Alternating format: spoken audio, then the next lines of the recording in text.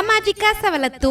ಸರ್ಕಾರಿ ಇಲಾಖೆಗಳಲ್ಲಿರುವ ಸೇವಾ ಸೌಲಭ್ಯಗಳ ಕುರಿತ ಸರಣಿ ಕಾರ್ಯಕ್ರಮ. ಪ್ರಾಯೋಜಕರು ಜನಧ್ವನಿ ಸಮುದಾಯ ಬಾನುಲಿ ಕೇಂದ್ರ ಸರಗೂರು.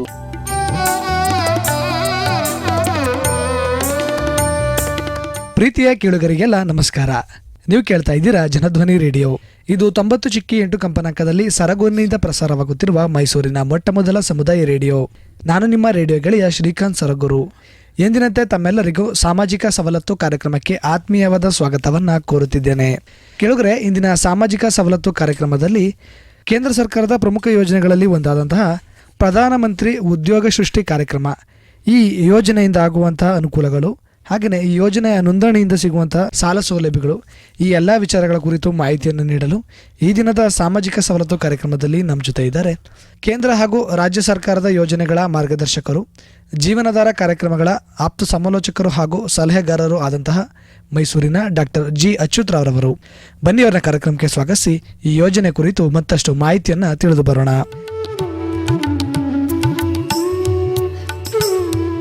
ಸರ್, ತಮಗೆ ಕಾರ್ಯಕ್ರಮಕ್ಕೆ ಆತ್ಮೀಯವಾದ ಸ್ವಾಗತವನ್ನು ಕೊಡ್ತಾ ಇದ್ದೀನಿ ಸರ್. ನಮಸ್ಕಾರ ಸರ್. ನಾವು ಇದುವರೆಗೂ ಸರಣಿ ಕಾರ್ಯಕ್ರಮದಲ್ಲಿ ಕೇಂದ್ರ ಸರ್ಕಾರದ ಹಾಗೂ ರಾಜ್ಯ ಸರ್ಕಾರದ ಯೋಜನೆಗಳಲ್ಲಿ ಚರ್ಚೆ ಮಾಡಿದಂಥ ಹಾಗೆಯೇ ಯೋಜನೆಗಳ ಕುರಿತು ಮಾಹಿತಿಯನ್ನು ಹಂಚಿಕೊಂಡಂಥ ಸಂದರ್ಭದಲ್ಲಿ ಇದೊಂದು ಪ್ರಮುಖ ಯೋಜನೆ ಆಗಿದೆ ಸರ್. ಪ್ರಧಾನಮಂತ್ರಿ ಉದ್ಯೋಗ ಸೃಷ್ಟಿ ಕಾರ್ಯಕ್ರಮ ಅಥವಾ PMEGP. ಏನಿದು ಸರ್ ಈ ಯೋಜನೆ? ಈ ಯೋಜನೆಯ ಹಿನ್ನೆಲೆ ಆಗೋದರ ಜಾರಿಯ ಕುರಿತು ಮಾಹಿತಿಯನ್ನು ಹಂಚ್ಕೊಳ್ಳಿ ಸರ್. ಖಂಡಿತವಾಗಿ ಪ್ರಧಾನಮಂತ್ರಿ ಉದ್ಯೋಗ ಸೃಜನೆ ಯೋಜನೆ ಅಂತ ಕರಿತೀವಿ. ಇದು 2008 ಪ್ರಾರಂಭ ಆಗಿದೆ. ಮುಖ್ಯವಾಗಿ 18 ವರ್ಷ ದಾಟಿರುವಂತಹ ಯಾವುದೇ ವ್ಯಕ್ತಿ ಸ್ವಯಂ ಉದ್ಯೋಗದ ಮುಖಾಂತರ ಉದ್ಯೋಗವನ್ನು ಮಾಡುವಂಥದ್ದಕ್ಕೆ ಉತ್ತೇಜಿಸುವಂಥ ಸ್ಕೀಮ್ ಇದು. ಇದನ್ನ ಜಾರಿ ಮಾಡುವಂಥದ್ದು ಆಯಾ ಜಿಲ್ಲೆಯಲ್ಲಿರುವ ಜಿಲ್ಲಾ ಕೈಗಾರಿಕಾ ಕೇಂದ್ರದ ಉಪ ಅಂಗಸಂಸ್ಥೆಯಾದ KVIC ಮುಖಾಂತರ. So khadi village industries and commerce ಅಂತ ಏನಿದೆಯಲ್ಲ, ಆ ಒಂದು ಇಲಾಖೆಯಿಂದ ಇದು ಜಾರಿ ಆಗ್ತಾ ಇತ್ತು. ಇದಕ್ಕೆ ಮೊದಲು ನಮ್ಮಲ್ಲಿ ಏನಂತ ಹೇಳಿದ್ರೆ PMPY ಅಂತ ಒಂದು ಕಾರ್ಯಕ್ರಮ ಇತ್ತು. ಇನ್ನೊಂದು REGP ಅಂತ ಇತ್ತು, ರೂರಲ್ ಎಂಪ್ಲಾಯ್ಮೆಂಟ್ ಜನರೇಷನ್ ಪ್ರೋಗ್ರಾಮ್ ಅಂತ. ಇವೆರಡೂ ಕಾರ್ಯಕ್ರಮಗಳನ್ನ ಮರ್ಜ್ ಮಾಡಿ ಹೊಸವಾದ ಒಂದು ವಿಸ್ತೃತ ರೂಪವನ್ನೇ ಕೊಟ್ಟಿದಾರಲ್ಲ, ಇದಕ್ಕೆ ನಾವು PMEGPY ಅಂತ ನಾವು ಕರಿತೀವಿ. ಸೊ ಯಾವುದೇ ವ್ಯಕ್ತಿ 18 ವರ್ಷ ಆಗಿರಬೇಕು, 8ನೇ ಕ್ಲಾಸ್ ಓದಿರಲೇಬೇಕು. ಯಾಕಂದ್ರೆ ಈ ವ್ಯವಹಾರದಲ್ಲಿ ಆರ್ಥಿಕ ಸಾಕ್ಷರತೆ ಇದೆ, ಕಾನೂನು ಸಾಕ್ಷರತೆ ಇದೆ, ಮತ್ತೆ ಅನೇಕ ರೀತಿಯ ಇದನ್ನ ಅವರು ಅರ್ಥ ಮಾಡ್ಕೊಳ್ಬೇಕು. ವ್ಯವಹಾರದಲ್ಲಿ ಮೊದಲು ಇದಕ್ಕೆ ವಯೋಮಿತಿ ಇತ್ತು, ಈಗ ವಯೋಮಿತಿ ಇಲ್ಲ. ಅಪ್ ಟು 60 ವರ್ಷದವರು ಯಾರು ಬೇಕಾದರೂ ಅರ್ಜಿಯನ್ನು ಹಾಕ್ಬೋದು.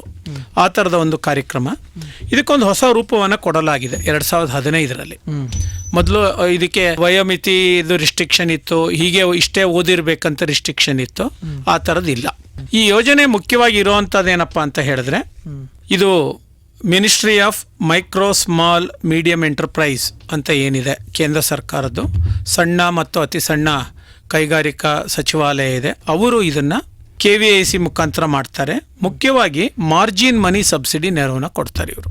ಅಂದ್ರೆ ನೀವೇನು ಸಾಲವನ್ನ ಪಡಿತೀರಾ ಅಪ್ ಟು 35% ನಿಮಗೆ ಮಾರ್ಜಿನ್ ಮನಿ ಸಬ್ಸಿಡಿ ಸಿಗ್ತದೆ. ಅದು ಈ ಕಾರ್ಯಕ್ರಮದ ಮುಖ್ಯವಾದ ಒಂದು ಆಶಯ.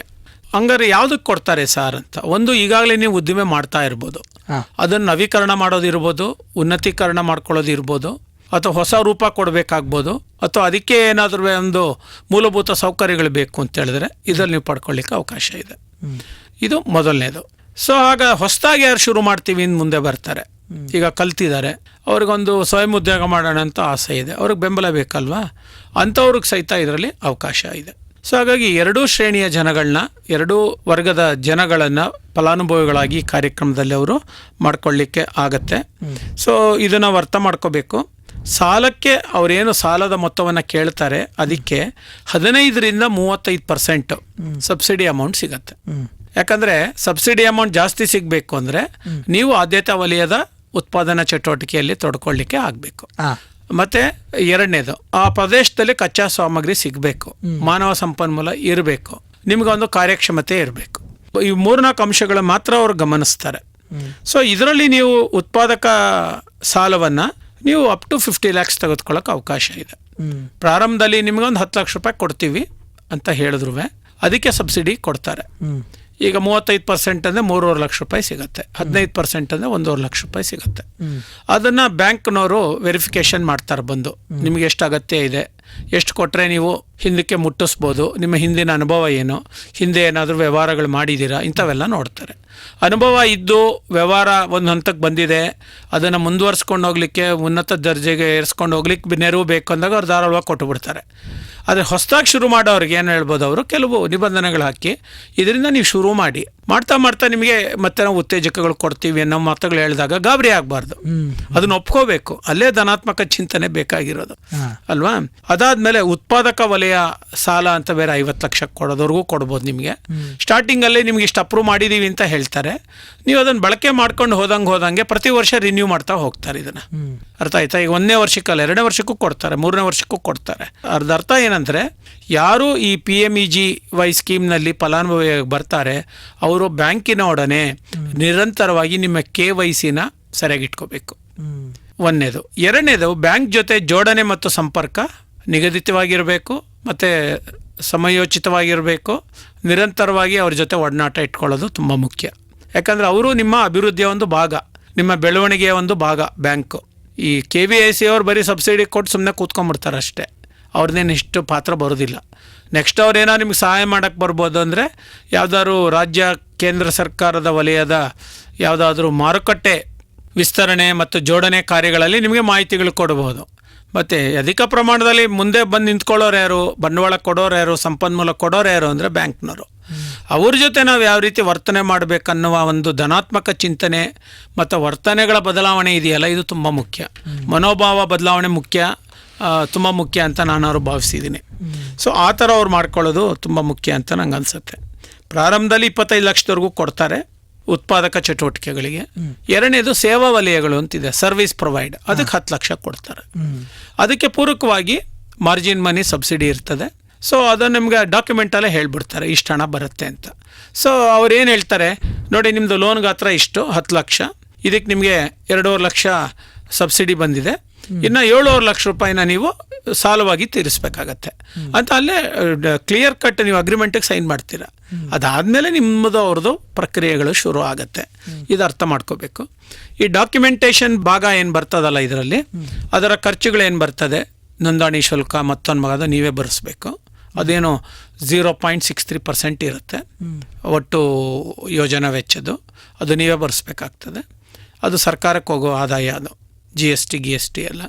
ಇನ್ನು ಬಾಕಿದಕ್ಕೆ ನೀವು ಹಣ ಖರ್ಚು ಮಾಡೋ ಅವಶ್ಯಕತೆ ಇಲ್ಲ. ಸೊ ಇದು ನೀವು ಗಮನಿಸಬೇಕು.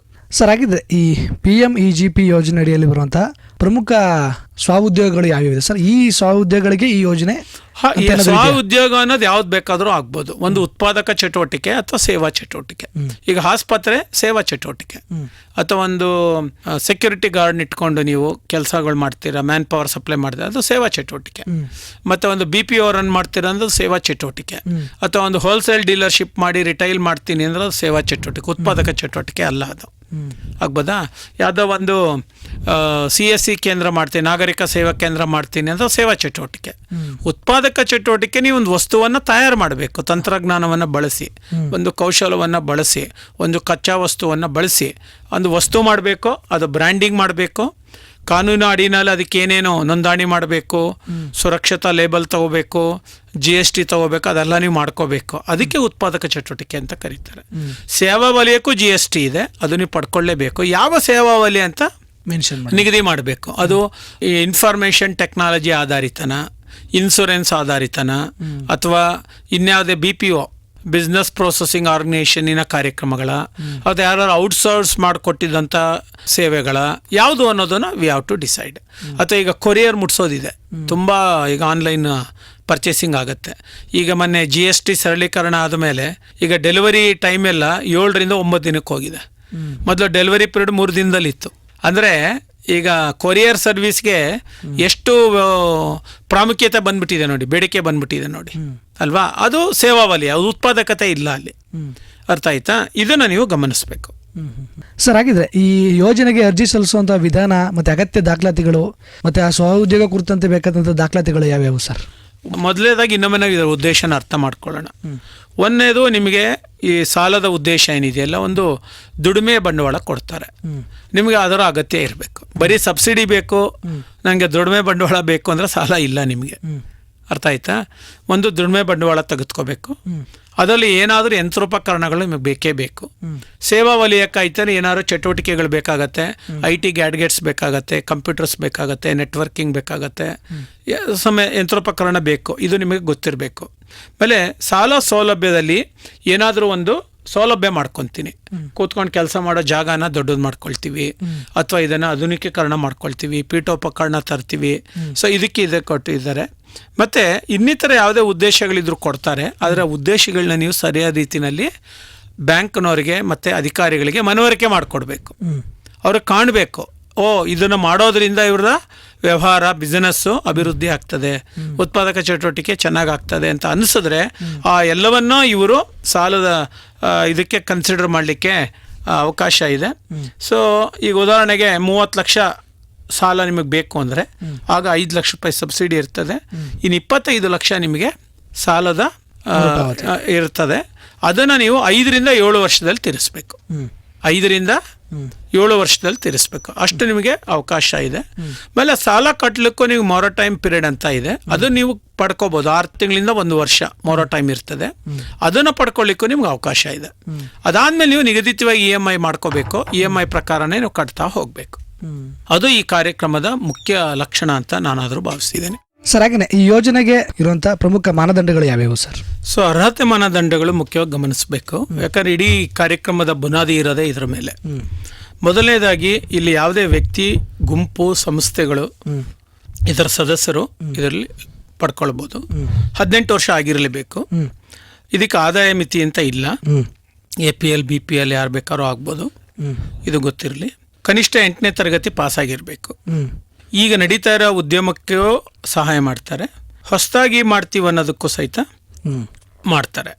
ಹೊಸದು ಮಾಡೋದೇನಿದೆಯಲ್ಲ ಅದು ಕಾರ್ಯ ಸಾಧಕನ ಅಂತ ನೀವು ಪ್ರೂವ್ ಮಾಡಬೇಕು.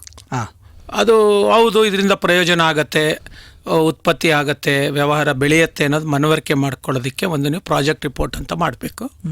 ಸೊ ಅದನ್ನು CAಗಳು ಮಾಡಿಕೊಡ್ತಾರೆ. ಯಾಕಂದರೆ ಆ ಥರದ ಒಂದು ಅಂಕಿಅಂಶಗಳನ್ನ ಹಾಕ್ಕೊಂಡು ಲೆಕ್ಕಾಚಾರ ಮಾಡಿ ಅದನ್ನು ನಿರೂಪಣೆ ಮಾಡ್ತಾರೆ. ಅದರ ಮುಖಾಂತರ ಅದನ್ನು ನೀವು ಅವರಿಗೆ ಕೊಡಬೇಕಾಗ್ತದೆ. ಇತರೆ ಅರ್ಹತಾ ಮಾನದಂಡಗಳೇನಪ್ಪ ಅಂದರೆ, ಒಂದು ವೇಳೆ ನೀವು ಸ್ವಸಹಾಯ ಸಂಘದ ಸದಸ್ಯರಾಗಿದ್ದರೆ, ಉದಾಹರಣೆಗೆ 3 ವರ್ಷ 5 ವರ್ಷ 8 ವರ್ಷ ಸದಸ್ಯರಾಗಿದ್ದಾರೆ, ಅವರಿಗೆ ದೊಡ್ಡ ಮಟ್ಟದ ಆರ್ಥಿಕ ಸಲಹೆ ಬೇಕು. ಅದಕ್ಕೆ ಅವರು BPL ಮಾನದಂಡನ ಅನುಸರಿಸಬೇಕು. ಎರಡನೇದು, ಈ ಹಿಂದೆ PMPY ಅಂತ ಒಂದು ಸ್ಕೀಮ್ ಇತ್ತು, REGP ಅಂತ ಇತ್ತು.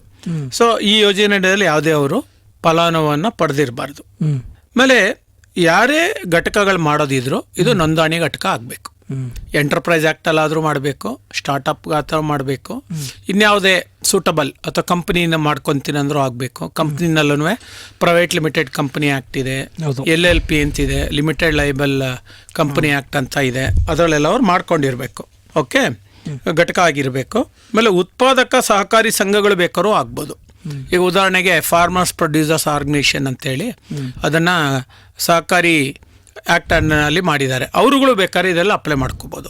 ಅದು ಸಂಸ್ಥೆ ಅಂತ ಕನ್ಸಿಡರ್ ಮಾಡಿ ಅವರಿಗೆ ಮಾಡ್ಕೊಳ್ತಾರೆ. ಇನ್ಯಾವುದೇ ಲಾಭರಹಿತ ಸಂಸ್ಥೆ ಸಹಿತ ಬೇಕಾದರೂ ಸಾಲವನ್ನು ಎತ್ಕೋಬೋದು. ನೀವು ಸಾಲ ಎತ್ಕೋಬಾರ್ದು ಅಂತಿಲ್ಲ. ಅದಕ್ಕೂ ಇದೇ ಮಾನದಂಡಗಳು ಅನ್ವಯಿಸುತ್ತೆ.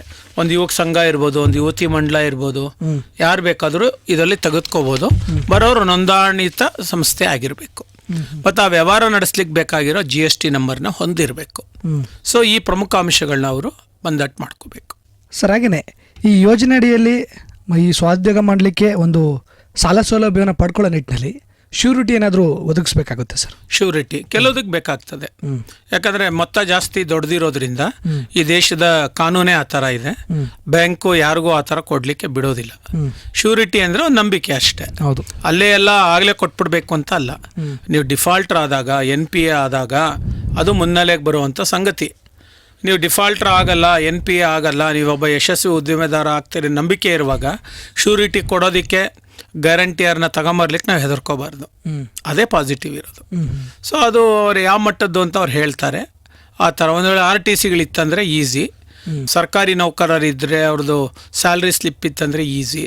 ಇನ್ಯಾವುದೇ PSU ಬ್ಯಾಂಕು ಗಿಂಕ್ಗಳಲ್ಲಿದ್ದಾರೆ ನಮ್ಮ ಸ್ನೇಹಿತರು, ಸಂಬಂಧಿಕರು, ನಮ್ಮ ಫ್ಯಾಮಿಲಿ ಮೆಂಬರ್ಸ್, ಅವ್ರು ಬೇಕಾದ್ರೂ ಮಾಡಿಕೊಡ್ಬೋದು. ಸೊ ಈ ಥರ ಇದೆ. ಇಲ್ಲ ಇನ್ನೇನಾದರೂ ಶ್ಯೂರಿಟಿ ಇದೆ ಅಂದರೆ ಮನೆ, ಮುಖ್ಯವಾಗಿ ಎಲ್ಲರದ್ದು ಸ್ವಂತ ಮನೆ ಇದ್ದೇ ಇರುತ್ತೆ, ಅದ್ರ ಮೇಲೆ ತಗೋಬೋದು. ಅಲ್ಲಿ ಶ್ಯೂರಿಟಿ ಕೊಟ್ಟ ತಕ್ಷಣ ಅದು ನಮಗೆ ಅದ್ರ ಮೇಲೆ ಅಧಿಕಾರ ಹಕ್ಕು ಇಲ್ಲ ಅಂತಲ್ಲ. ಅದು ಯಾವಾಗ ಅಂದರೆ ನೀವು ಸರಿಯಾದ ರೀತಿಯಲ್ಲಿ ನಿಯಮಾನುಸಾರ ಮರುಪಾವತಿ ಮಾಡೋಕ್ಕಾಗದೆ, ನಿಮ್ಮ ಉತ್ಪಾದಕ ಅಥವಾ ಸೇವಾ ಚಟುವಟಿಕೆ ಕುಂಠಿತ ಆಗಿ, ನೀವು ಡಿಫಾಲ್ಟರ್ ಆಗಿ ನಿಮ್ಮ ಒಪ್ಪಂದದ ಪ್ರಕಾರ ನಡ್ಕೊಳ್ಳೋಕ್ಕಾಗದೇ ಇರುವಾಗ ನಿಮಗೆ ನೋಟಿಸ್ ಜಾರಿ ಮಾಡಿ ನಾವು ಇದನ್ನು ಯಾಕೆ ಮಟ್ಗೋಲು ಹಾಕೋಬಾರ್ದು ಅಂತಾರೆ. ಮಟ್ಗೋಲು ಹಾಕ್ಕೊಂಡ್ರೂ ಅವ್ರ ಹಣ ಎಷ್ಟಿದೆ ಅಷ್ಟು ತಗೊಂಡು ಉಳಿದು ನಿಮ್ಗೆ ವಾಪಸ್ ಕೊಡ್ತಾರೆ.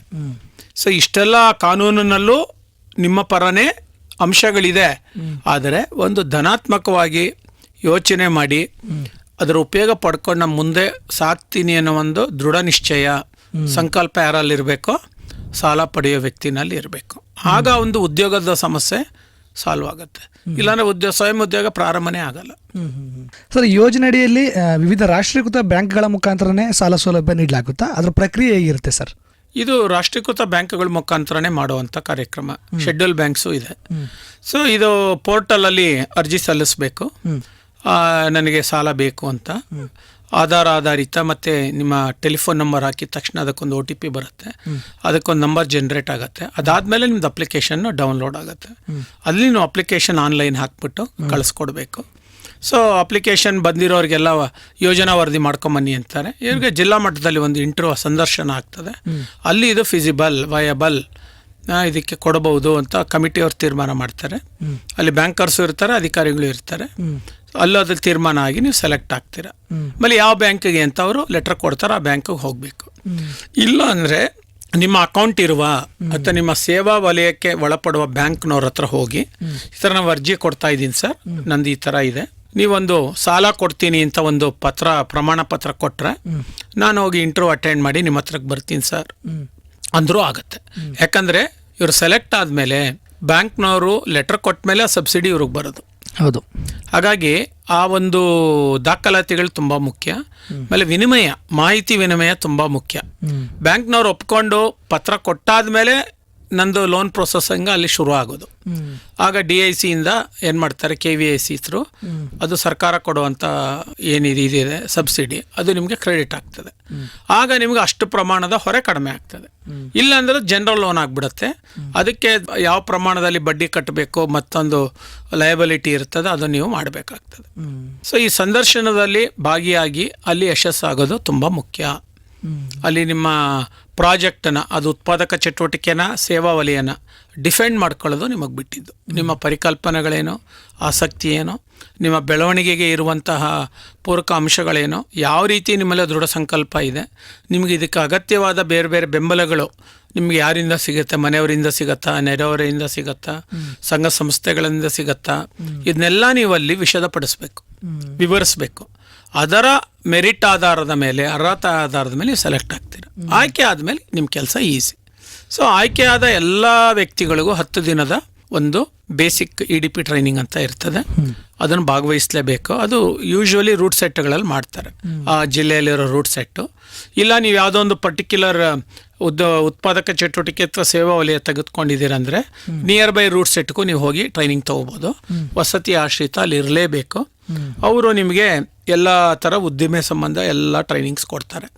ನಿಮ್ಮ ವ್ಯಕ್ತಿತ್ವ ವಿಕಸನ, ವ್ಯವಹಾರವನ್ನು ನಿಭಾಯಿಸೋದು ಹೇಗೆ, ಮಾರುಕಟ್ಟೆ ಹೇಗೆ, ಮಾರುಕಟ್ಟೆ ಸರ್ವೆ ಮಾಡೋದು ಹೇಗೆ, ಆಮೇಲೆ ಡಿಜಿಟಲ್ ಟ್ರಾನ್ಸಾಕ್ಷನ್ಸ್ ಮಾಡೋದು ಹೆಂಗೆ, ಕಾಂಪ್ಲೈನ್ಸಸ್ ಹೆಂಗೆ ಹಾಕೋದು, GST ಅಂದರೆ ಏನು, ಎಲ್ಲವನ್ನೂ ಅವ್ರು ಹೇಳ್ಕೊಡ್ತಾರೆ. 10 ದಿನದ್ದು ಅಲ್ಲಿ ಒಂದು ಪರೀಕ್ಷೆ ಮಾಡ್ತಾರೆ.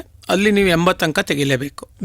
ಆ 80 ಅಂಕ ತೆಗೆದವರಿಗೆಲ್ಲ ಒಂದು ಸರ್ಟಿಫಿಕೇಟ್ ಕೊಡ್ತಾರೆ. ಆ ಸರ್ಟಿಫಿಕೇಟ್ ನೀವು ಬ್ಯಾಂಕಿಗೆ ಕೊಡಬೇಕು. ಆ ಬ್ಯಾಂಕಿಗೆ ಕೊಟ್ಟಾದ್ಮೇಲೆ ನಿಮ್ಮದು ಏನಾಗೋದು, ಲೋನ್ ಪ್ರೊಸೆಸಿಂಗ್ ಪ್ರೊಸೀಜರ್ ಶುರು ಆಗ್ತದೆ. ಅದು KVICಗೆ ಹೋಗ್ತದೆ. ನಾನು ಲೋನ್ ಕೊಡ್ತಾ ಇದ್ದೀನಿ, ಯು ಕ್ಯಾನ್ ಸಬ್ಸಿಡಿ ಕ್ರೆಡಿಟ್ ಮಾಡಿ, ಲೋನ್ ಕ್ರೆಡಿಟ್ ಕೊಡಿ ಅಂತಾಗ ಅವರು ಅದನ್ನು ಪ್ರೋಸೆಸ್ ಮಾಡ್ತಾರೆ. ಅದು ಇಲಾಖೆ ಟು ಬ್ಯಾಂಕ್ ನನ್ನ ಕೈಗೆ ಬರೋದಿಲ್ಲ. ಅವ್ರೇನು ಸಾಲ ಕೊಟ್ಟಾದ್ಮೇಲೆ ಬರೋ ಅಂಥದ್ದು ಸಬ್ಸಿಡಿ. ಆಮೇಲೆ ಸಾಲ ಕೊಟ್ಟು ತೆಗೆದುಕೊಂಡಾಗಿ 6 ತಿಂಗಳು ನಾನು ಸರಿಯಾಗಿ ಉತ್ಪಾದನೆ ಮಾಡಿ ನಂದು ಏನು EMI ಇದೆ ಕಟ್ತಾ ಇದ್ದರೆ ಅದನ್ನು ನೋಡ್ಕೊಂಡು ಅವ್ರು ಹಣ ಹಾಕೋದು. ಒಂದು ವೇಳೆ ನೀವು 6 ತಿಂಗಳೊಳಗಡೆ ಏನು ನೀವು ಒಪ್ಕೊಂಡ ರೀತಿಯಲ್ಲಿ ನಿಮಗೆ ಮಾಡೋಕ್ಕಾಗ್ತಾ ಇಲ್ಲ ಅಂತ ಹೇಳಿದ್ರೆ ಆ ಸಬ್ಸಿಡಿನೂ ಬರೋಲ್ಲ. ಇದು ಜನರಲ್ ಲೋನ್ ಅಂತ ಕ್ರಿಯೇಟ್ ಆಗುತ್ತೆ. 18.5% ನೀವು ಬಡ್ಡಿ ಕಟ್ಟಬೇಕಾಗತ್ತೆ. ಮತ್ತು ಅದನ್ನೆಲ್ಲ ಕಟ್ಬಿಟ್ಟೆ ಅದನ್ನು ಸಾಲ ಖಾತೆಯನ್ನು ನೀವು ಮುಚ್ಚಬೇಕಾಗತ್ತೆ, ಕ್ಲೋಸ್ ಮಾಡ್ಕೋಬೇಕಾಗತ್ತೆ. ಈ ಅಂಶವನ್ನು ಮೊದಲೇ ನಿಮಗೆ ಇದು ಎಚ್ಚರಿಕೆ ಮಾತಿದು, ಜಾಗೃತಿ ಮಾತು. ಸುಮ್ಮನೆ ಅರ್ಧ ಮನಸ್ಸಲ್ಲಿ ಮಾಡ್ತೀನಿ, ಯಾರ್ದೋ ಹೇಳಿದಕ್ಕಾಗಿ ಮಾಡ್ತೀನಿ, ಬಲವಂತಕ್ಕೆ ಮಾಡ್ತೀನಿ ಅನ್ನೋದು ಇರಬಾರ್ದು. ಇಷ್ಟಪಟ್ಟು ನನ್ನ ಸ್ವಂತ ಸಾಮರ್ಥ್ಯದಿಂದ, ನನ್ನ ಆಸಕ್ತಿಯಿಂದ ಮಾಡ್ತೀನಿ, ಇದನ್ನು ಮಾಡಿ 2 ವರ್ಷ 3 ವರ್ಷದಲ್ಲಿ ಇದನ್ನು ದಕ್ಕಿಸ್ಕೊಳ್ತೀನಿ, ಇದರಲ್ಲೇ ನಾನು ಇನ್ನೂ ವಿಸ್ತಾರ ಆಗ್ತೀನಿ, ಅಭಿವೃದ್ಧಿ ಆಗ್ತೀನಿ ಅನ್ನುವ ಮೂಲ ಪರಿಕಲ್ಪನೆಗಳು ನಿಮ್ಮಲ್ಲಿ ಗಟ್ಟಿಯಾಗಿರಬೇಕು. ಇದು ಮುಖ್ಯವಾದ ಮಾನದಂಡ ಅಂತ ನಾನು ಅಂದ್ಕೊಂಡಿದ್ದೀನಿ.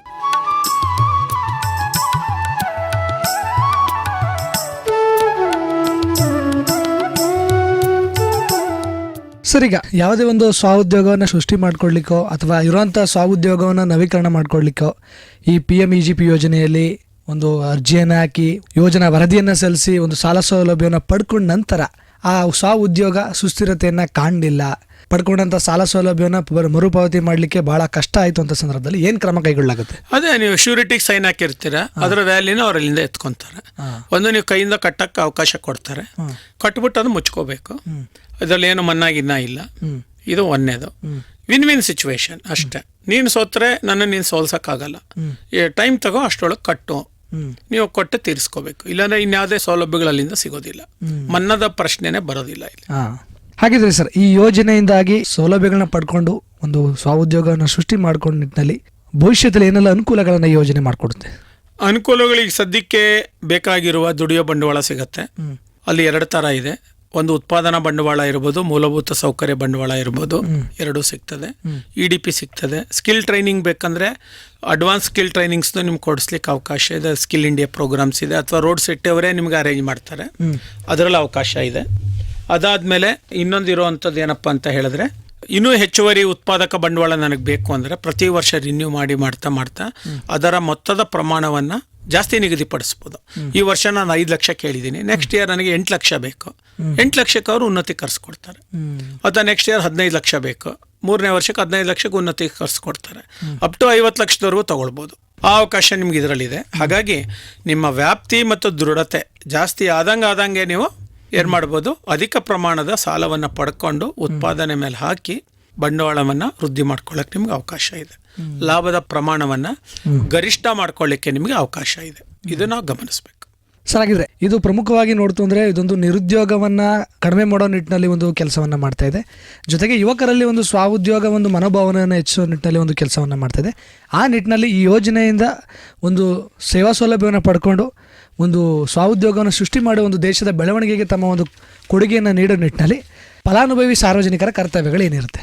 ಮುಖ್ಯವಾಗಿ ಈಗ ನಾವು ನೋಡ್ತಾ ಇರೋ ಯೋಜನೆಯ ಎಲ್ಲ ಪೂರಕ ಅಂಶಗಳು 8/4/2015 ಬಂದಿರುವ ಹೊಸ ಮಾರ್ಗದರ್ಶಿ ಅಂಶಗಳು. ಆಯ್ತಾ? ಹಿಂದಿನ ಸಾಲಗಳು ಏನಾದ್ರು ಇದ್ರೆ ನೀವು ಮರುಪಾವತಿ ಮಾಡ್ಕೋಬೇಕು. ಆಯ್ತಾ? ಇದಕ್ಕೆ ತರುಣ್ ಕ್ಯಾಟಗರಿ ಅಂತೇಳಿ ಒಂದು ಸ್ಕೀಮ್ ಬಿಟ್ಟಿದ್ದಾರೆ. ಅಲ್ಲಿ ನೀವು ಸಾಲವನ್ನು ಪಡ್ಕೊಳ್ಳಿಕ್ಕಾಗ್ತದೆ. ಮತ್ತು ಯಾವುದೇ ನೀವು non corporate, non farm, small and micro ಎಂಟರ್ಪ್ರೈಸ್ಗೆ ಮಾತ್ರ ಇದನ್ನು ಕೊಡ್ತಾರೆ. ಅಂದರೆ ನಾನು ಕಾರ್ಪೊರೇಟ್ ಥರ ನಾನು ಯಾರೋ ಬಿಸ್ನೆಸ್ ಮಾಡ್ತಾರೆ, ನಾನು ಬರೀ ಕೋರ್ಡಿನೇಟ್ ಮಾಡ್ತೀನಿ ಅಂತ ಕಾರ್ಪೊರೇಟ್ ಕಲ್ಚರ್, ಅದಕ್ಕೆ ಇಲ್ಲಿ ಅವಕಾಶ ಇಲ್ಲ. ನೀವೇ ಉತ್ಪತ್ತಿ ಮಾಡಬೇಕು ಅಥವಾ ನೀವೇ ಸೇವೆಯನ್ನು ಮಾಡ್ಕೊಳ್ಳಿಕ್ಕೆ ಮಾತ್ರ ಇಲ್ಲಿ ಅವಕಾಶ ಇರೋವಂಥದ್ದು.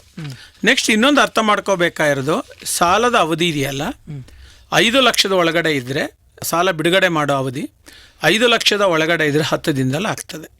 ಹೆಚ್ಚಿನ ಮೊತ್ತ ಇದ್ದರೆ ಹಲವಾರು ವಾರಗಳು ಬೇಕಾಗ್ಬೋದು, ಕೆಲವೊಮ್ಮೆ ತಿಂಗಳುಗಳು ಬೇಕಾಗ್ಬೋದು. ಇಲ್ಲಿ ಗಾಬರಿ ಆಗಬಾರ್ದು. ಯಾಕಂದರೆ ಪ್ರಮಾಣ ಜಾಸ್ತಿ ಆದಷ್ಟು ದಾಖಲಾತಿಗಳು ಜಾಸ್ತಿ, ವೆರಿಫಿಕೇಷನ್ಸ್ ಜಾಸ್ತಿ, ಪ್ರಕ್ರಿಯೆಗಳು ಜಾಸ್ತಿ. ಹಾಗಾಗಿ ಅಯ್ಯೋ ನಂಗೆ ಆಗಲಿಲ್ಲ ಅಂತ ನಿರುತ್ಸಾಹವನ್ನು ಮಾಡ್ಕೊಳ್ಬಾರ್ದು, ಇದು ಗೊತ್ತಿರಲಿ.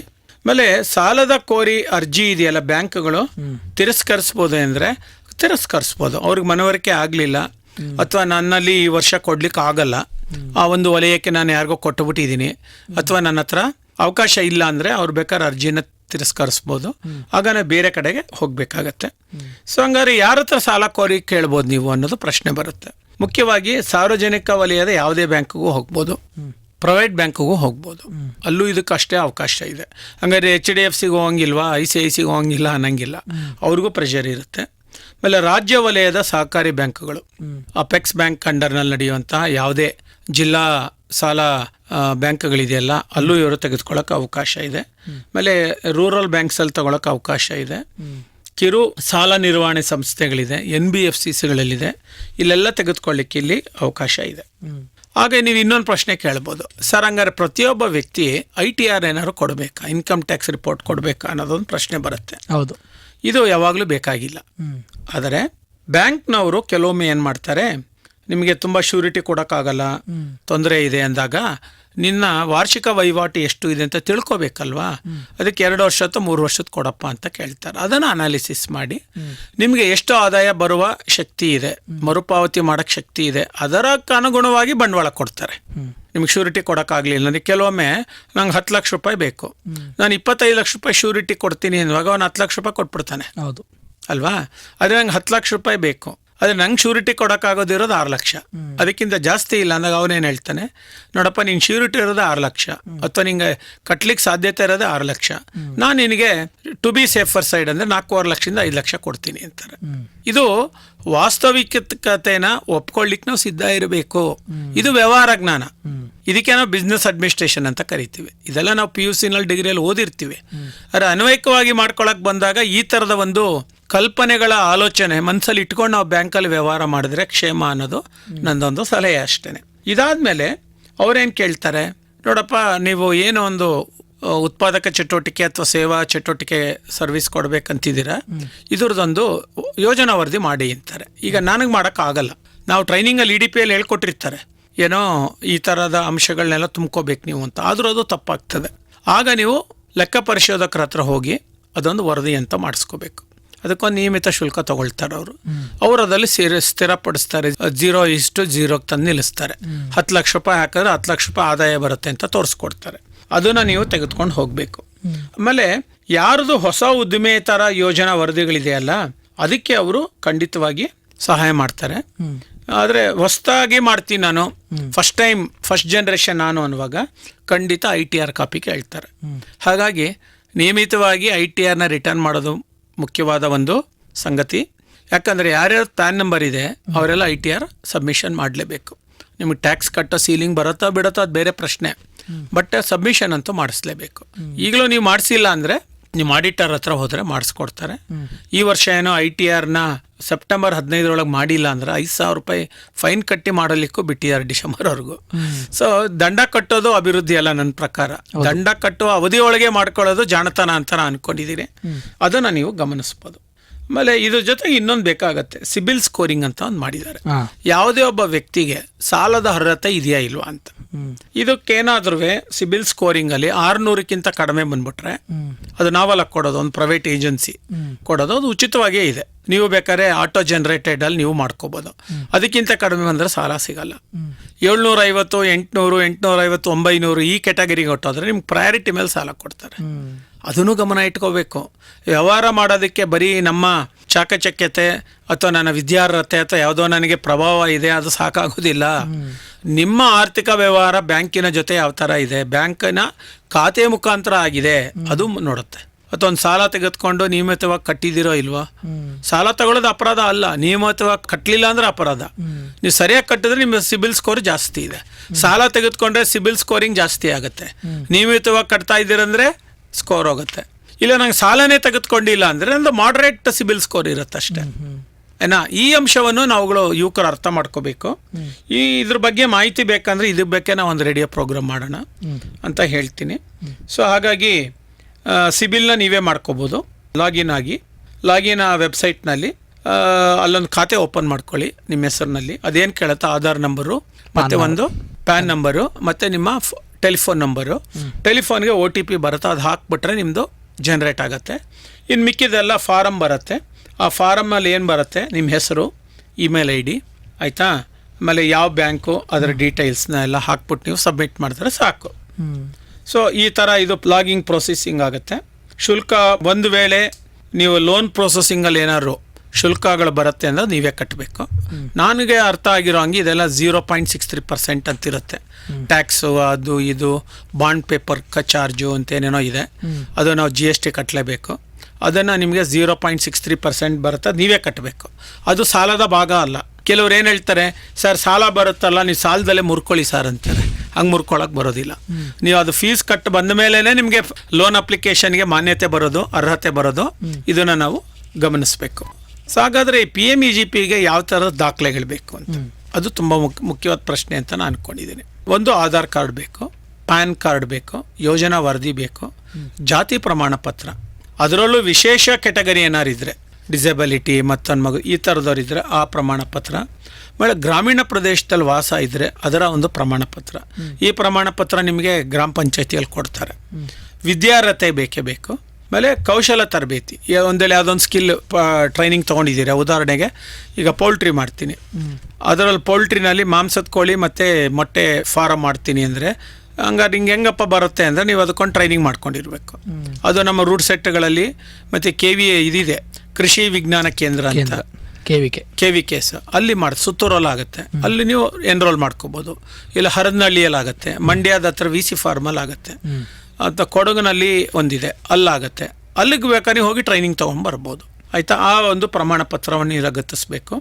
ಆಮೇಲೆ ಅಧಿಕೃತವಾಗಿ ನನಗೆ ಸಾಲ ಬೇಕು ಅಂತ ಹೇಳಿ ಒಂದು ಅಥೆಂಟಿಕೇಶನ್ ಲೆಟರ್ ನೀವು ಕೊಡಬೇಕು. ಈಗ ನೀವು ಕೋರಿಕೆನೇ ಕೊಡಲಿಲ್ಲ ಅಂದರೆ ನಂಗೆ ಸಾಲ ಬೇಕು ಅಂತ ಯಾವ ಆಧಾರದ ಮೇಲೆ ನಿಮಗೆ ಪ್ರೋಸೆಸ್ ಮಾಡೋದು ಅಲ್ವಾ?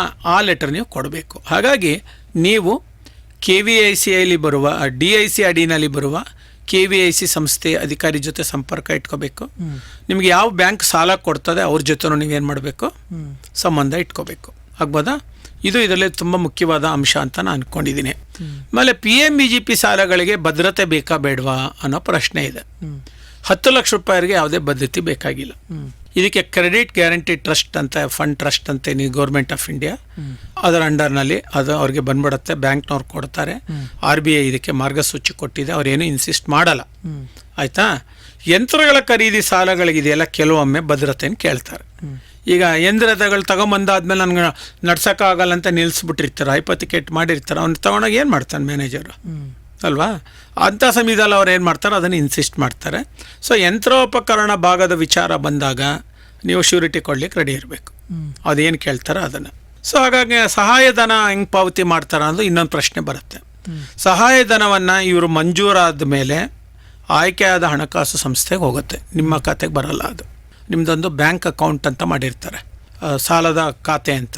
ಸಾಲದ ಖಾತೆಯಲ್ಲಿ ನಿಮಗೆ ಸಾಲ ಬಂದು ನೀವು 6 ತಿಂಗಳು ಅದನ್ನು ತೆಗೆದುಕೊಂಡು ಬಳಕೆ ಮಾಡಿ ನೀವು ಮರುಪಾವತಿ ಮಾಡ್ತಾ ಇದ್ದೀರಿ ಅನ್ನೋ ರಿಪೋರ್ಟು KVICಗೆ ಬ್ಯಾಂಕ್ನವ್ನು ಕಳಿಸ್ತಾನೆ. ಅವನು ಅದನ್ನು ಆಗ ನಿಮ್ಮದು ಇದನ್ನು ಕ್ರೆಡಿಟ್ ಹಾಕ್ತಾರೆ.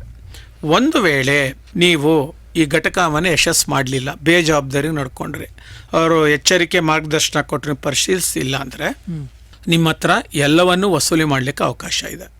ನೀವು ಸರಿಯಾಗಿ ಕಟ್ಟಲಿಲ್ಲ ಅಂದರೆ ನಿಮ್ಮ ಮೇಲೆ ಕ್ರಿಮಿನಲ್ ಪ್ರೊಸೀಡಿಂಗ್ ಮಾಡಿ ಜೈಲಿಗೆ ಕಟ್ಟಲಿಕ್ಕೂ ಅವಕಾಶ ಇದೆ. ಯಾಕಂದರೆ ಇದೊಂದು ರಾಷ್ಟ್ರೀಯ ಕಾರ್ಯಕ್ರಮ, ನಾವು ಬೇಜವಾಬ್ದಾರಿಯಾಗಿ ನಡ್ಕೊಳಕ್ಕಾಗಲ್ಲ. ಇದೊಂದು ಬದ್ಧತೆ ಅಂತ ಹೆದರ್ಸ್ಲಿಕ್ಕೆ ನಾನು ಹೇಳ್ತಾ ಇಲ್ಲ, ಅವಕಾಶ ಇದೆ. ಸಹಿತ ಅಂಥದ್ದೆಲ್ಲ ನಾವು ಮಾಡ್ಕೊಳ್ಳೋದು ಬೇಡ. ಸಾಲದ ಮರುಪಾವತಿ ಅವಧಿ 3 ರಿಂದ 7 ವರ್ಷ ಇದೆ. ಆಯಿತಾ?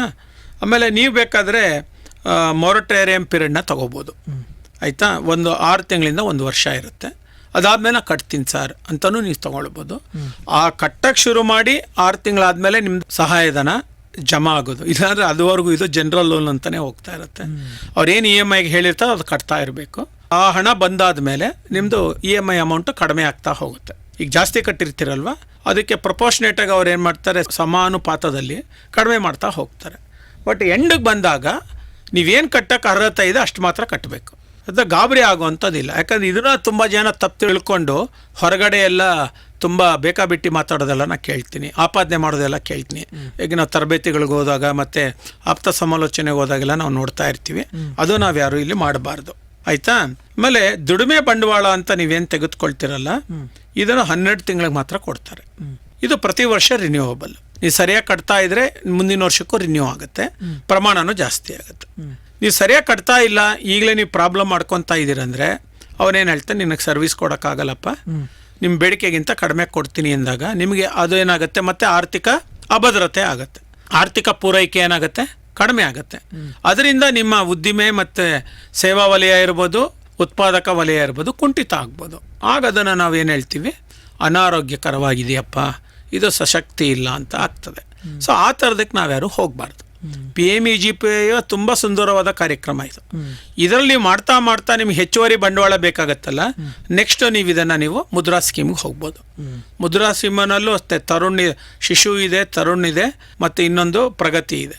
ಅದರಲ್ಲಿ ದೊಡ್ಡ ಪ್ರಮಾಣದ ತೆಗೆದುಕೊಳ್ಳೋಕ್ಕೂ ಇದು ಎಷ್ಟು ಕೋಟಿ ರೂಪಾಯಿ ಕೊಡೋಕೆ ರೆಡಿ ಇದ್ದಾರೆ. ಆದರೆ ನಿಮ್ಮ ವ್ಯವಹಾರದ ಪ್ರಾಮಾಣಿಕತೆ, ನಂಬಿಕೆಯನ್ನು ಯಾರು ಉಳಿಸ್ಕೊಳ್ಬೇಕು, ಯಾರು ತೋರಿಸ್ಬೇಕು ಅನ್ನೋದು ನೀವು ನಿರ್ಧಾರ ಮಾಡಿ. ಅದು ಯಾರು ಪಡೆದಿದ್ದಾರೋ ಅವರೇನೆ. 2 ವರ್ಷ 3 ವರ್ಷ ನೀವು ಕಷ್ಟಪಟ್ಬಿಟ್ರೆ ಮುದ್ರಾ ಸ್ಕೀಮಲ್ಲಿ ಎಷ್ಟು ಬೇಕಾದ್ರೂ ಲೋನ್ ತೊಗೋಬೋದು. ಅದೊಂದು ಡಿಫ್ರೆಂಟ್ ಪ್ರೋಗ್ರಾಮು. ಅದಕ್ಕೂ ಕ್ರೆಡಿಟ್ ಗ್ಯಾರಂಟಿ ಟ್ರಸ್ಟಿಂದನೇ ನಿಮಗೂ ನೆರವು ಸಿಗೋದು. ಅದಕ್ಕೂ RBI ಮದರ್, ಅರ್ಥ ಆಯ್ತಾ? ಇವ್ರು ಏನು ಮಾಡ್ತಾರೆ, ಅವರು ಅಲ್ಲಿಂದ ಹಣ ತೆಗೆದುಕೊಂಡು ನಿಮಗೆ ಸಾಲ ಕೊಡ್ತಾರೆ. ಇದು ಬ್ಯಾಂಕ್ಗೆ ಹೊರೆ ಇಲ್ಲ. ಕ್ರೆಡಿಟ್ ಗ್ಯಾರಂಟಿ ಟ್ರಸ್ಟಿಂದ ಏನು ಲೋನುಗಳು ತಗೊಳ್ತಾರಲ್ಲ, ಬ್ಯಾಂಕ್ಗಳು ಅವರ ಸಂಪನ್ಮೂಲದಿಂದ ಕೊಡೋ ಅವಶ್ಯಕತೆ ಇಲ್ಲ. ನಿಮ್ಮ ಹೆಸರಿನಲ್ಲಿ RBIಯಿಂದ ಹಣ ಪಡ್ಕೊಂಡು ಅವ್ರ ಗ್ಯಾರಂಟಿ, ಅದಕ್ಕೆ ಅವ್ರು ನಿಮಗೆ ಕೊಡ್ತಾರೆ. ಈ ಸುಂದರವಾದ ಅಂಶ ಇದರಲ್ಲಿ ಇದೆ. ಹಾಗಾಗಿ ಬ್ಯಾಂಕ್ಗಳು ಅವರ ಆಸ್ತಿಯಿಂದ, ಅವರ ಸಂಪನ್ಮೂಲದಿಂದ ಕೊಡ್ತಾ ಇರೋ ಸಾಲ ಅಲ್ಲ ಇದು. ಸರ್ಕಾರ ಅವ್ರಿಗೆ ಕೊಡುತ್ತೆ, ಅವ್ರ ಮುಖಾಂತರ ನಿಮಗೆ ಮುಟ್ಟತ್ತೆ. ನಿಮ್ಮಿಂದ ವಾಪಸ್ಸು ಅದನ್ನು ಸಂಗ್ರಹ ಮಾಡಿ ವಾಪಸ್ ಕೊಟ್ಟೋ ಜವಾಬ್ದಾರಿ ಯಾರಿಗೆ? ಬ್ಯಾಂಕಿಗೆ. ಹಾಗಾಗಿ ಏನೇ ಕಾರಣಕ್ಕೂ ಕುಂಠಿತ ಆಗುವ, ವಿಫಲ ಆಗುವ ಯೋಜನೆಗಳಿಗೆ ಸಾಲ ಕೊಡಲಿಕ್ಕಿಲ್ಲಿ ಅವಕಾಶ ಇಲ್ಲ. ಈ ಅಂಶವನ್ನು ನಮ್ಮ ಯುವಜನರು ಅಥವಾ ಈ ಯೋಜನೆ ಅಡಿಯಲ್ಲಿ ಯಾರು ಸಾಲ ಪಡಲಿಕ್ಕೆ ಇಷ್ಟಪಡ್ತಾರೆ, ಅಪೇಕ್ಷೆ ಪಡ್ತಾರೆ, ಅವರು ಗಮನಿಸಬೇಕು. ಇದು ಸರಿಯಾದ ಮಾಹಿತಿ ಅಂತ ನಾನಾದರೂ ಭಾವಿಸಿದ್ದೀನಿ. ಭಾಳ ಸಂತೋಷ ಸರ್. ಇಷ್ಟೊತ್ತು ನಮ್ಮ ಸಾಮಾಜಿಕ ಸವಲತ್ತು ಕಾರ್ಯಕ್ರಮದಲ್ಲಿ ಭಾಗವಹಿಸಿ ಸ್ವಉದ್ಯೋಗ ಹಾಗೂ ಸ್ವಉದ್ಯೋಗವನ್ನು ನವೀಕರಣ ಮಾಡಿಕೊಳ್ಳೋ ನಿಟ್ಟಿನಲ್ಲಿರುವಂಥ ಪ್ರಧಾನಮಂತ್ರಿ ಉದ್ಯೋಗ ಸೃಷ್ಟಿ ಯೋಜನೆಯ ಕುರಿತು, ಆ ಯೋಜನೆಯ ಪರಿಕಲ್ಪನೆ, ಅದರ ಹಿನ್ನೆಲೆ, ಜಾರಿ ಉದ್ದೇಶಗಳು, ಹಾಗೆಯೇ ಈ ಯೋಜನೆಗೆ ಒಳಪಡುವಂಥ ಪ್ರಮುಖ ಮಾನದಂಡಗಳಾಗಿರ್ಬೋದು, ಈ ಯೋಜನೆಯಿಂದ ಯಾವ್ಯಾವ ರೀತಿಯ ಬ್ಯಾಂಕ್ಗಳಿಂದ ಸಾಲ ಸೌಲಭ್ಯಗಳನ್ನ ಪಡ್ಕೋಬೋದು, ಅದರಲ್ಲಿ ಎಷ್ಟು ಸಬ್ಸಿಡಿ ಅಮೌಂಟನ್ನು ನಮಗೆ ಸರ್ಕಾರ ಕೊಡುತ್ತೆ, ಇನ್ನೆಷ್ಟು ಪಾವತಿಯನ್ನು ನಾವು ಮಾಡಬೇಕಾಗುತ್ತೆ, ಜೊತೆಗೆ ಇದೆಲ್ಲ ಏನೆಲ್ಲ ಭವಿಷ್ಯದಲ್ಲಿ ನಮಗೆ ಸ್ವಉದ್ಯೋಗಕ್ಕೆ ಅನುಕೂಲಗಳನ್ನು ಮಾಡಿಕೊಡುತ್ತೆ ಅನ್ನೋದು ಕುರಿತು ಭಾಳ ಉಪಯುಕ್ತ ಮಾಹಿತಿಯನ್ನು ಇಂದಿನ ನಮ್ಮ ಕಾರ್ಯಕ್ರಮದಲ್ಲಿ ತಾವು ಭಾಗವಹಿಸಿ ನಮ್ಮ ಜೊತೆ ಹಂಚ್ಕೊಂಡಿದ್ದಕ್ಕೆ, ನಮ್ಮ ಕೇಳುಗರಲ್ಲಿ ಒಂದಷ್ಟು ಅರಿವನ್ನು ಮೂಡಿಸಿದ್ದಕ್ಕೆ ತಮಗೆ ತುಂಬ ಹೃದಯದ ಧನ್ಯವಾದಗಳನ್ನ ತಿಳಿಸೋದಕ್ಕೆ ಇಷ್ಟಪಡ್ತೀನಿ ಸರ್. ಖಂಡಿತ. ಒಂದು ಮುಖ್ಯವಾದ ಅಂಶ ಹೇಳಕ್ಕೆ ಏನು ಇಷ್ಟಪಡ್ತೀನಿ ಅಂದರೆ, ಈ ನಾವು ವಾಸಿಸುವ ಸ್ಥಳದಲ್ಲಿ ಇನ್ನೂ ಅನೇಕ ರೀತಿಯ ನವೀನ ರೀತಿಯ ವ್ಯವಹಾರಗಳು ಮಾಡಲಿಕ್ಕೆ ಇನ್ನೂ ಅವಕಾಶ ಇದೆ.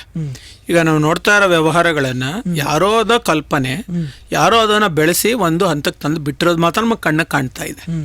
ಇನ್ನೂ ಅನೇಕ ಉತ್ಪಾದಕ ಚಟುವಟಿಕೆಗಳು ಮತ್ತು ಸೇವಾ ಚಟುವಟಿಕೆಗಳು ತುಂಬ ಸೂಕ್ಷ್ಮ ಹಂತದಲ್ಲಿ, ಕೆಳ ಹಂತದಲ್ಲಿ ಮಾಡಲಿಕ್ಕೆ ತುಂಬ ಅವಕಾಶಗಳಿದೆ. ಯುವ ಜನತೆ ಖಂಡಿತ ಇದನ್ನು ಚಾಲೆಂಜ್ ಆಗಿ ತಗೊಂಡು ಸ್ವಲ್ಪ ರಿಸ್ಕ್ ತಗೊಂಡು ಕೆಲಸ ಮಾಡಿದ್ರೆ ಒಂದು ಕಲಿಕೆನೂ ಆಗುತ್ತೆ, ಮತ್ತೊಂದು ಹೊಸ ಕ್ಷೇತ್ರವನ್ನು ಸೃಷ್ಟಿ ಮಾಡ್ದಂಗೆ ಆಗುತ್ತೆ. ಅದರ ಯಜಮಾನರು ನೀವೇ ಆಗಿರ್ತೀರ. ಹೌದು. ಸೊ ಈ ಥರದ ಒಂದು ನೀವು ಮಾಡಬೇಕು, ಒಂದು ಗುಂಪಿನಲ್ಲೂ ಮಾಡಲಿಕ್ಕೆ ನೀವು ಮುಂದಾಗಬೇಕು ಅಂತ ನಾನು ವಿನಂತಿಸ್ಕೊಳ್ತೀನಿ. ಇದರಿಂದ ಮಾತ್ರ ನಿರಂತರತೆ ಸಾಮಾಜಿಕ ಅಭಿವೃದ್ಧಿಗೆ, ಆರ್ಥಿಕ ಅಭಿವೃದ್ಧಿಗೆ ಬರ್ತದೆ. ವ್ಯಕ್ತಿ ಅಭಿವೃದ್ಧಿ ಆಗ್ತಾನೆ, ಕುಟುಂಬ ಅಭಿವೃದ್ಧಿ ಆಗ್ತದೆ, ಸಮುದಾಯ ಅಭಿವೃದ್ಧಿ ಆಗ್ತದೆ. ನಿಮ್ಮ ಕಾರ್ಯದಿಂದ ಆ ಪ್ರದೇಶನ ಅಭಿವೃದ್ಧಿ ಆಗುತ್ತೆ. ಯಾಕಂದರೆ ಗುಣಮಟ್ಟ ಸಾರಿಗೆ ಸವಲತ್ತು ಬೇಕು, ವಿದ್ಯುತ್ ಸಂಪರ್ಕ ಬೇಕು, ಟೆಲಿಕಮ್ಯುನಿಕೇಷನ್ ಬೇಕು, ಬ್ಯಾಂಕ್ ವ್ಯವಸ್ಥೆ ಬೇಕು, ಮಾರುಕಟ್ಟೆ ಬೇಕು. ಅವುಗಳ ಅಭಿವೃದ್ಧಿ ಆಗ್ಲಿಕ್ಕೆ ಕಾರಣ ಆಗುತ್ತೆ. ಈಗ ನಾವೆಲ್ಲ ಏನು ಮಾಡ್ತಾ ಇದ್ದೀವಿ, ಅದೆಲ್ಲಿ ಚೆನ್ನಾಗಿದೆ ಅಲ್ಲೋಗಿ ವ್ಯವಹಾರ ಮಾಡ್ತಾ ಇದ್ದೀವಿ. ಅದಷ್ಟೊಂದು ಸೂಕ್ತ ಅಲ್ಲ. ಅದನ್ನು ಇಂಬ್ಯಾಲೆನ್ಸ್ ಅಂತ ನಾವು ಕರಿತೀವಿ ಅಲ್ವಾ, ಅಸಮಾನತೆ ಕಾರಣ ಆಗ್ತದೆ. ಅದನ್ನು ತಡಿಲಿಕ್ಕೆ ಈ ಯೋಜನೆ ಖಂಡಿತವಾಗಿ ಸಹಾಯ ಮಾಡುತ್ತೆ. ಹೆಚ್ಚು ಹೆಚ್ಚು ಯುವಕರು ಉದ್ಯೋಗ ಬೇಕು ಅಂತ ಕೇಳೋದಕ್ಕಿಂತ ನಾನೇನು ಉದ್ಯೋಗ ಮಾಡ್ಬೋದು, ನನ್ನ ಉದ್ಯೋಗಕ್ಕೆ ನಾನೇ ಯಜಮಾನ, ನಾನು ಉದ್ಯೋಗ ಮಾಡ್ತೀನಿ, ಇನ್ನೂ 5 ಜನಕ್ಕೆ ಸಮಾನ ಮನಸ್ಕರರಿಗೆ ಉದ್ಯೋಗ ಕೊಡಬಹುದಲ್ವಾ ಅನ್ನೊಂದು ಸ್ವಾಭಿಮಾನದ ಚಿಂತನೆ ಬಂದರೆ ಈ ಯೋಜನೆಯ ಒಟ್ಟಾರೆ ಆಶಯ ಸಾರ್ಥಕ ಆಗತ್ತೆ ಅಂತ ನಾನಾರು ಭಾವಿಸಿದ್ದೀನಿ. ಧನ್ಯವಾದಗಳು ಸರ್. ನಮಸ್ಕಾರ.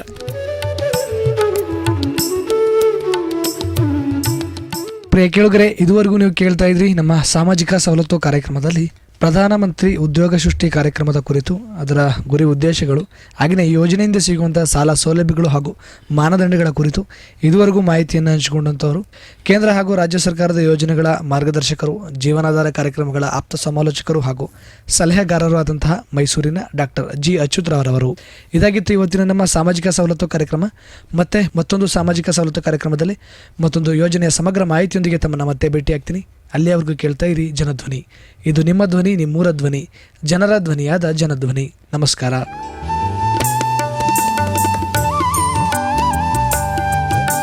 ಸಾಮಾಜಿಕ ಸವಲತ್ತು ಸರ್ಕಾರಿ ಇಲಾಖೆಗಳಲ್ಲಿರುವ ಸೇವಾ ಸೌಲಭ್ಯಗಳ ಕುರಿತ ಸರಣಿ ಕಾರ್ಯಕ್ರಮ. ಪ್ರಾಯೋಜಕರು ಜನಧ್ವನಿ ಸಮುದಾಯ ಬಾನುಲಿ ಕೇಂದ್ರ ಸರಗೂರು.